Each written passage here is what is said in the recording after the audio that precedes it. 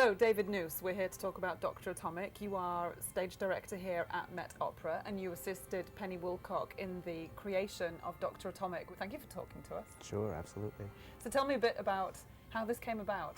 When Peter Gelb, our general manager, decided that he wanted to do the opera but with a new look, he asked for Penny because of her reputation really as being very exciting interpreter of The Death of Klinghoffer, another John Adams opera.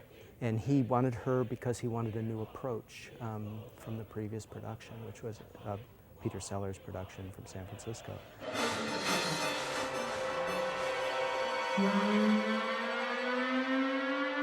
the signal. The shot will go in 5 minutes. Everyone should take his place in the trenches. This opera is about the 24 hours prior to the detonation, which was the first test. What are some of the staging choices and stage direction choices to sort of help that come across? We see immediately identification cards of all the scientists from Los Alamos. And that's a real Penny thing because she wanted it to be seen as a story about human beings. These were actually people there.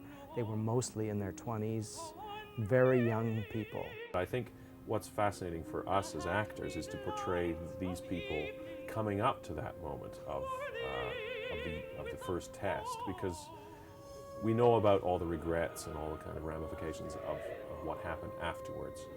But to live in the spirits of those men and women who were so keen that this thing should happen.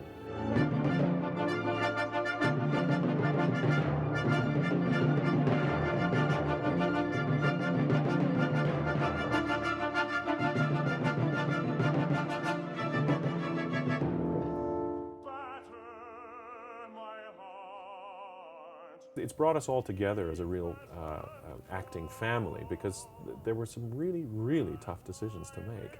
It's wonderful to have such resources available to us, especially when you're dealing with people who are around in the not so distant past where people are still alive who knew them. You want to definitely get certain aspects about it correct and how you approach it and how it's going to come across to the audience.